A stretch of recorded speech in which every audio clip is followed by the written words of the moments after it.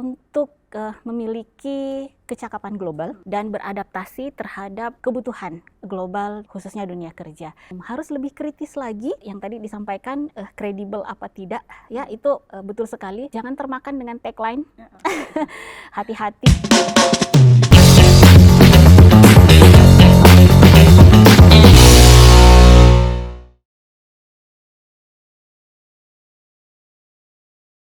Acara ini dipersembahkan oleh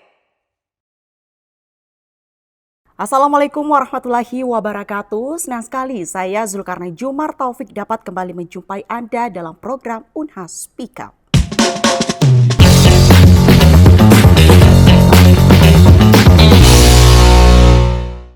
Pemirsa, pendidikan bukan lagi soal ruang kelas, guru dan juga papan tulis. Di era yang semakin cakap digital, ini sudah hadir banyak pembelajaran bertransformasi ke melampaui batas tradisional.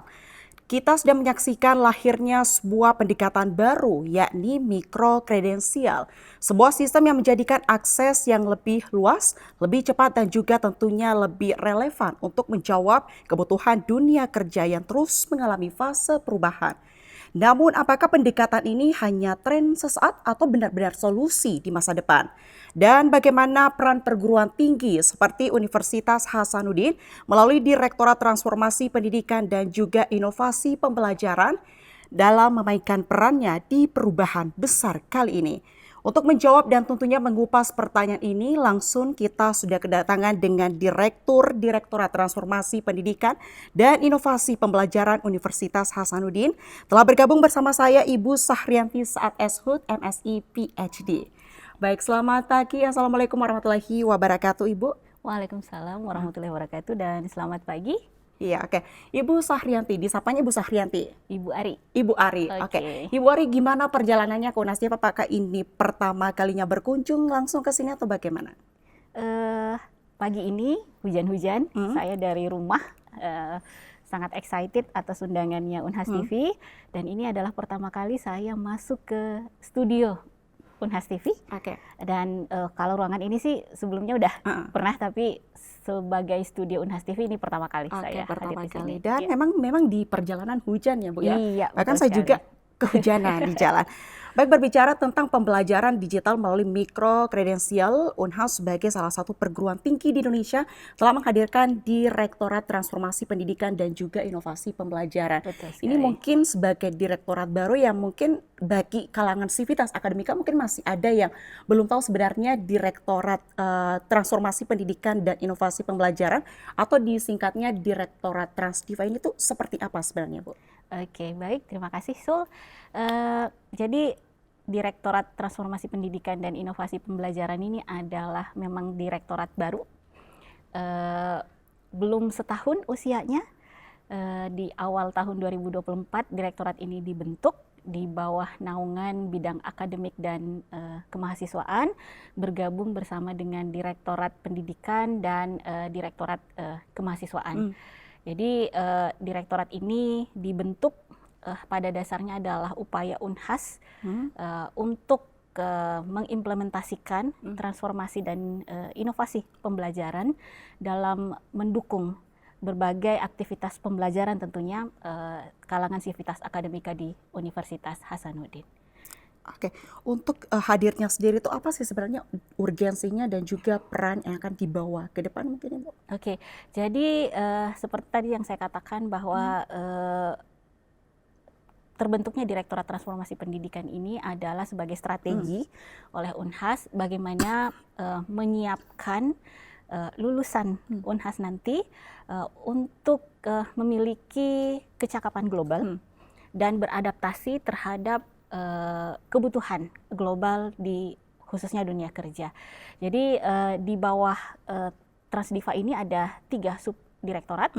Yang pertama itu adalah subdirektorat pendidikan internasional, di mana berperan untuk mengupayakan ekosistem internasional, ekosistem global bagi mahasiswa Universitas Hasanuddin, karena tadi sudah disampaikan bahwa harusnya tidak ada lagi batas ruang dan waktu ya bagi mahasiswa untuk belajar.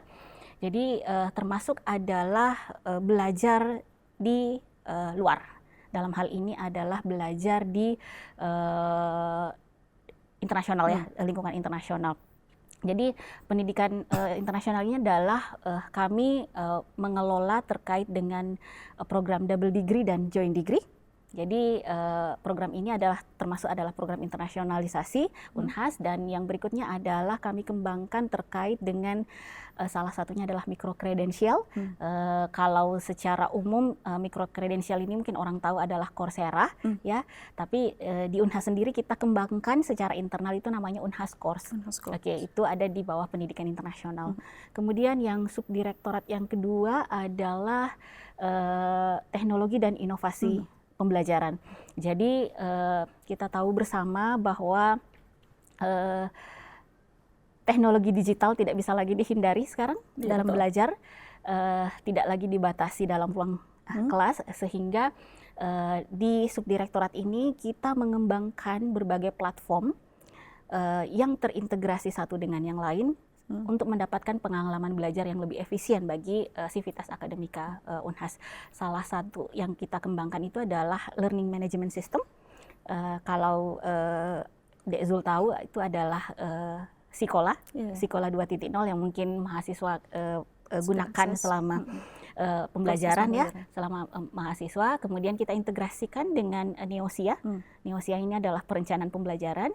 Kemudian kita integrasikan juga yang dengan namanya Sipakamase. Jadi Sipakamase ini adalah platform untuk merekognisi seluruh aktivitas mahasiswa yang dilakukan di luar kelas untuk mendapatkan kredit atau untuk direkognisi menjadi mata kuliah. Itu yang kita kembangkan, termasuk adalah salah satunya juga adalah platform untuk mengelola tugas akhir.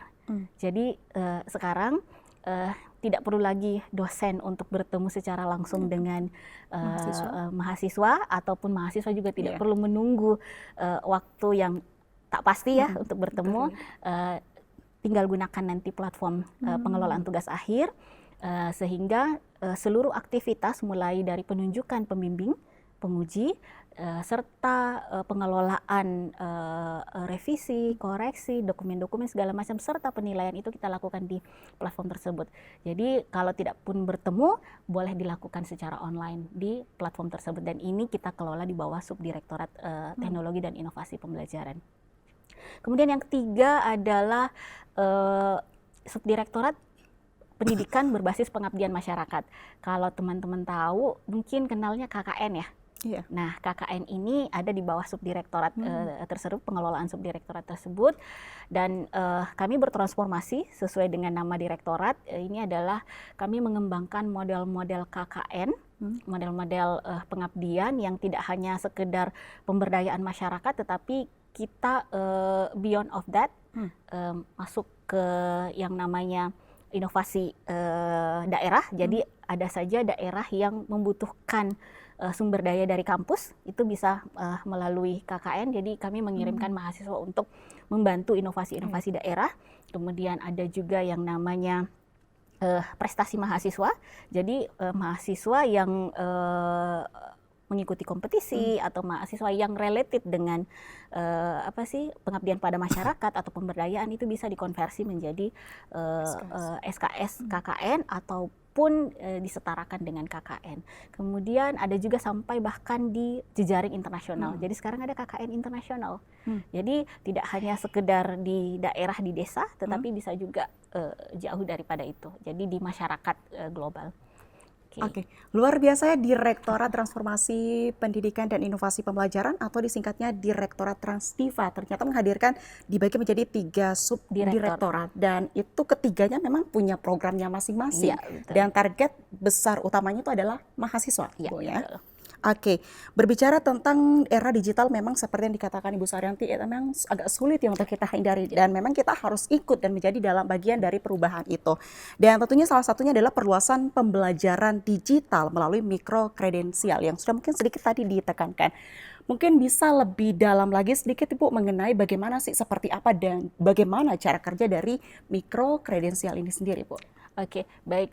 Jadi Direktorat Transdiva sendiri ini tadi yang seperti yang saya katakan adalah untuk mengimplementasikan teknologi digital. Salah satunya adalah dalam pembelajaran. Kita tahu bersama bahwa mikrokredensial ini adalah program serangkaian kursus yang diikuti untuk mendapatkan peningkatan kompetensi atau pengakuan terhadap spesifik kursus yang diikuti. Jadi saya kira kalau kita bicara tentang mikrokredensial yang paling umum adalah terkait dengan Coursera.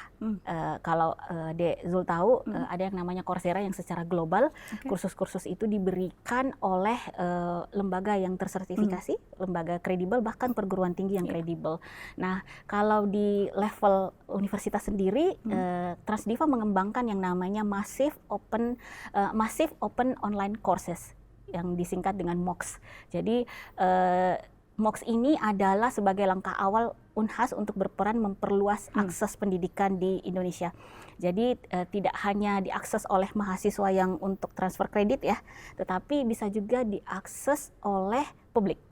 Jadi siapapun yang ingin belajar terkait dengan kompetensi tertentu ataupun kursus tertentu, ini bisa mengambil kursus tersebut. Nah, khusus untuk mikrokredensial, kami Transdiva ini sekarang akan menjadi host bagi kepemilikan akun Coursera yang diberikan kepada mahasiswa yang ingin mengambil kursus untuk meningkatkan kompetensinya di luar daripada ruang kelasnya. Jadi kalau misalnya Dek Zul ingin belajar tentang digital marketing, tidak perlu mungkin mengambil di ruang kelas, silahkan ngambil di Coursera misalnya ataupun online course lainnya yang nanti akan mendapat pengakuan bahwa Dek Zul punya kompetensi terhadap subjek tersebut gitu. Oke. Dan menariknya memang mikrokredensial ini salah satunya adalah waktunya yang Betul lebih sekali, singkat gitu. lebih Jadi singkat dibanding cukup menarik bagi mahasiswa yang punya jadwal yang cukup padat. Dan tentunya menarik ya bagaimana peran kita, mungkin tadi sudah dengarkan sedikit demi sedikit peran Universitas Hasanuddin sebagai salah satu perguruan tinggi dalam perluasan pembelajaran digital melalui mikrokredensial. Dan tentunya kita akan membahas lagi mengapa sih kemudian ini pembelajaran digital melalui mikrokredensial menjadi peluang untuk optimalisasi pengembangan diri. Tentunya bersama dengan Ibu Sahrianti. Namun saksikan jeda satu ini dulu. Jangan kemana-mana, tetap di Unhas Speak Up.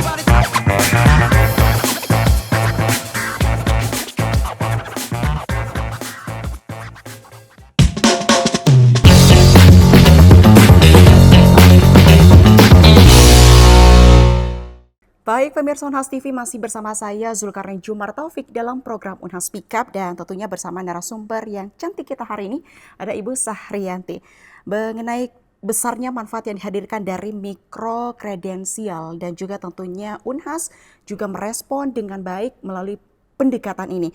Dan tentunya kita akan mengetahui mengapa sih kemudian ini pembelajaran digital melalui pendekatan ini itu menjadi peluang untuk optimalisasi pengembangan diri di masa depan. Ibu Sahrianti, silakan. Oke, baik.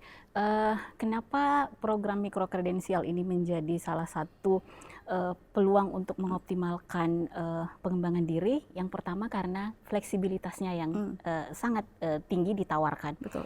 Jadi masyarakat boleh mengambil kursus apapun, masyarakat boleh menentukan pengetahuan apa yang ingin dicapai ya. Jadi kalau saya orang kehutanan, tidak ada lagi batasan bahwa saya hanya belajar soal kehutanan ya. Betul. Saya boleh belajar tentang coding.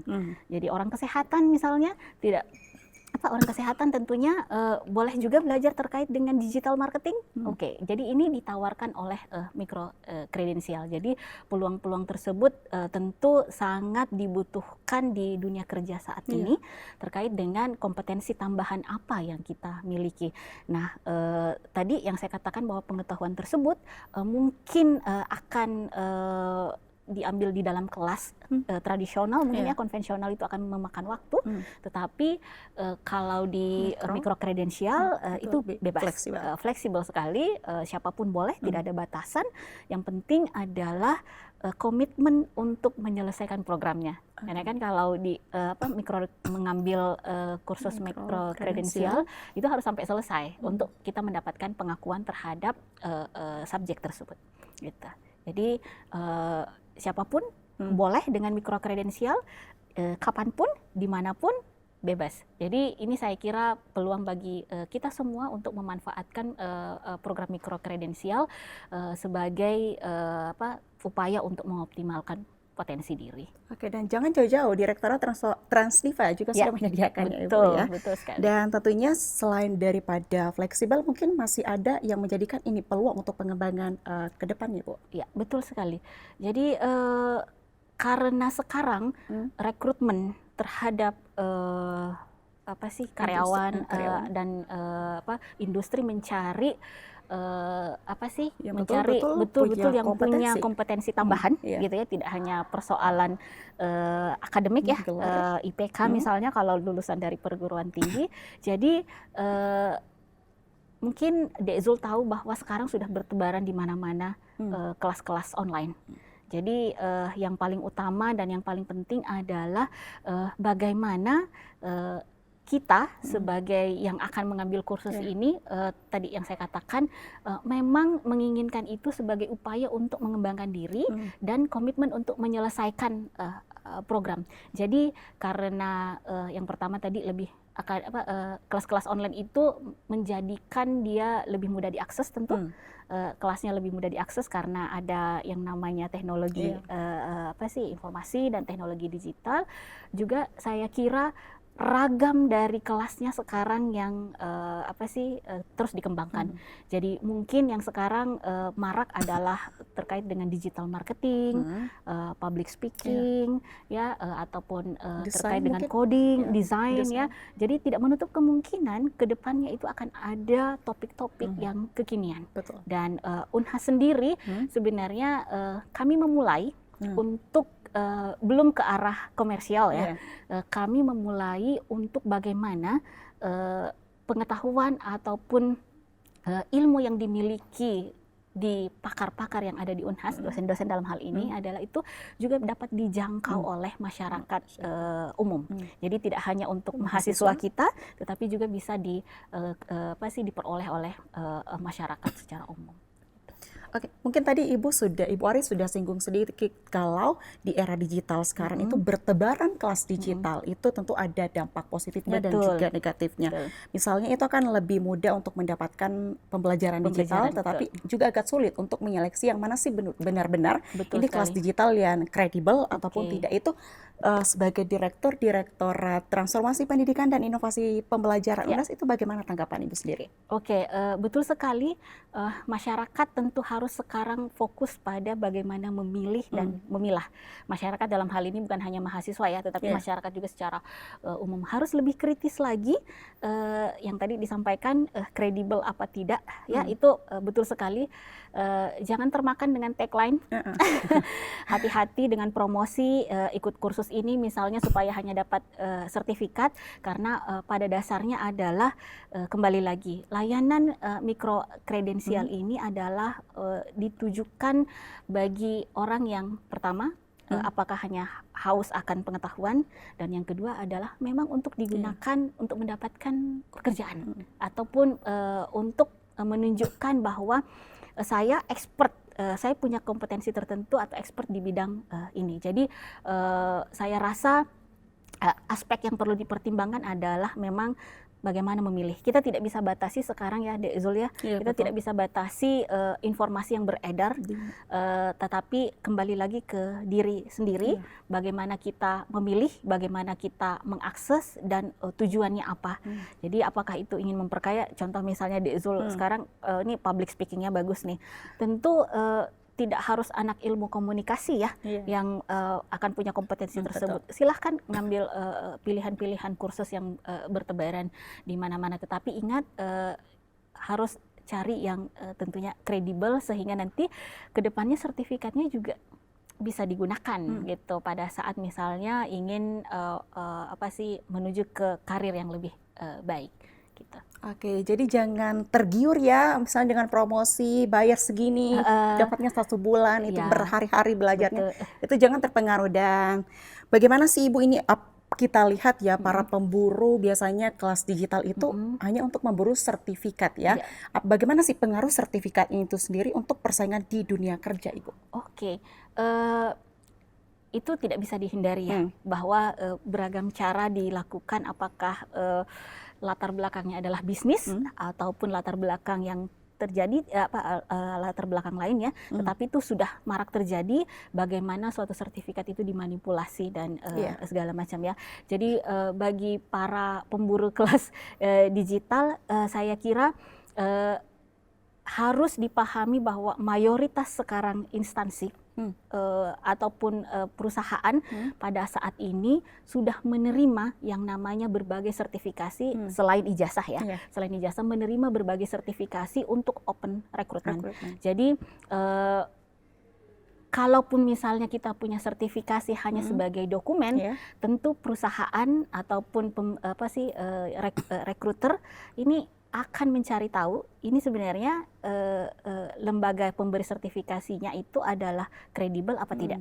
Jadi jangan sampai wasting money, sudah membayar lebih untuk sertifikat yang mungkin dimanipulasi ataupun tidak kredibel pemberi kursusnya, digunakan untuk mendapatkan kerja, tapi tahu-taunya yang ditangkap oleh recruiter adalah kita di sisi yang negatif. Kita masuk dalam jaringan blacklist misalnya karena dokumen-dokumen yang kita serahkan itu tidak diakui kebenarannya. Betul, masih dipertanyakan keabsahannya seperti itu. Oke, berarti pentingnya juga ya untuk sebelum kursus itu pahami dulu bahwa kita untuk mendapatkan, tidak hanya mendapatkan sertifikat semata, tapi juga pengetahuan untuk kita kemudian berikan actionnya nanti di dunia industri ataupun dunia kerja. Apalagi Dek Zul, saya tambahkan bahwa persaingan kerja di Indonesia zaman sekarang ya semakin sulit ya Bu ya. Semakin sulit dan tidak perlu jauh ya bahwa saingan kita bukan sesama orang Indonesia lagi, karena peluang kerja itu terbuka untuk seluruh orang di dunia ini gitu. Ada pekerjaan-pekerjaan yang membutuhkan misalnya hanya dari rumah bekerjanya, itu rekrutmennya boleh di negara A, pekerjanya rekruternya dari negara B gitu ya. Jadi tidak ada lagi ruang batas dan waktu gitu ya. Kalaupun misalnya adik-adik punya sertifikasi yang sifatnya yang gitu ya, tidak berasal dari yang lembaga yang kredibel, saya kira ini sangat menjadi hambatan bagi yang sudah mengambil sertifikat tersebut. Jadi sudah buang waktu, sudah buang money ya, tenaga, tahu-taunya tidak mendapat pengakuan gitu. Sayang sekali karena persaingan luar biasa sekarang. Oke, jadi diperhatikan ya pemirsa Honans TV, dan mungkin salah satu caranya adalah melalui mikro kredensial. Dan apakah Ibu di masa mendatang kira-kira ini pembelajaran mikro kredensial bisa saja menggantikan sistem pendidikan tradisional khususnya di Indonesia saja dulu? Kalau menggunakan term menggantikan mungkin tidak ya. Oke. Jadi daripada kita mengatakan ini menggantikan, saya pikir lebih baik bukan saingan, tapi saling melengkapi. Jadi saling melengkapi untuk sistem pendidikan. Kita tahu sekarang kalau yang secara konvensional test time ya agak panjang waktunya. Nah, tapi sangat penting juga yang namanya pendidikan konvensional, karena basic ilmu dasarnya itu ada di Di situ. perguruan tinggi Iya. itu tadi, yang konvensional itu, yang tradisional. Jadi paling penting adalah kalau di micro kredensial adalah pengembangan soft Iya. skill. Jadi hal itu yang mungkin minim diperoleh di lembaga resmi atau bukan lembaga resmi ya, mungkin dalam hal ini adalah pendidikan tradisional yang tadi yang dikatakan pendidikan konvensional, tetapi dengan pembelajaran mikro kredensial kita bisa mengembangkan soft skill. Betul.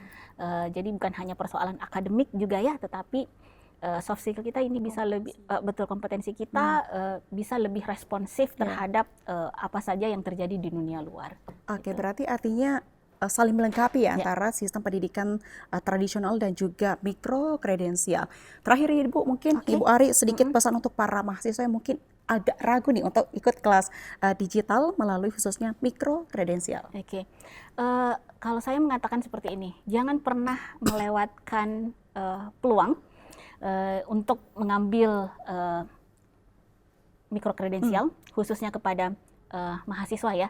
Jadi adik-adik sekalian, peluangnya banyak, informasinya banyak, dan mikro kredensial ini adalah salah satu bagian atau wadah yang adik-adik bisa kembangkan tanpa harus wasting time, tanpa harus meluangkan waktu yang banyak, karena mikro kredensial pada dasarnya disajikan secara digital, dan rekrutmen ataupun dunia industri sekarang ini sudah mengakui sertifikat yang diperoleh dari mikro kredensial. Jadi saya kira ini dengan ijazah yang digunakan, ayo ambil peluang sebanyak-banyaknya.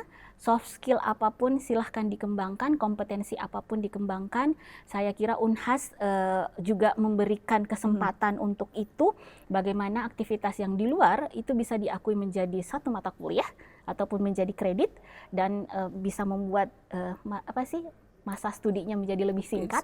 Kemudian selain itu Anda punya supplementary dokumen bahwa mahasiswa punya kompetensi lain selain kemampuan akademik yang diperoleh selama kuliah. Jadi jangan lewatkan kesempatan, jangan takut, manfaatkan sebaik-baiknya ini untuk masa depan yang lebih baik. Saya kira seperti itu pesannya. Oke, jadi pemirsa Unhas TV jangan ragu ya untuk meningkatkan kompetensi. Pemirsa Unhas TV bisa melalui salah satunya adalah mikro kredensial. Apalagi melihat di tengah arusnya deras kelas digital di era sekarang ini, itu pentingnya kita untuk memilih yang tidak hanya menjanjikan sertifikat saja, tetapi juga nilai dan juga kompetensi nyata. Karena pada akhirnya keunggulan seseorang itu tidak ditentukan oleh gelar atau sertifikat semata saja, tetapi bagaimana ia menggunakan pengetahuan itu untuk memberi dampak baik itu besar ataupun kecil kepada masyarakat luas. Dan tentunya kita tahu sadar bahwa dunia sudah berubah, otomatis pendidikan juga sudah berubah. Pilihannya sederhana, ada dua, pemirsa Unhas TV, menjadi bagian dari perubahan itu atau ditinggalkan oleh perubahan. Baik, sekali lagi saya ucapkan terima kasih kepada Direktorat Transformasi Pendidikan dan Inovasi Pembelajaran, Ibu Sahriyanti Saad, Eskut MSc PhD. Terima kasih. Dan tentunya kami ucapkan juga terima kasih kepada seluruh pemirsa Unhas TV yang setia menyaksikan program Unhas Speak Up. Dan saksikan program-program Unhas TV lainnya tentunya hanya di Unhas TV. Saya Zulkarnain Jumar Taufik mewakili seluruh kru yang bertugas pamit undur diri dan sampai jumpa. Wassalamualaikum warahmatullahi wabarakatuh.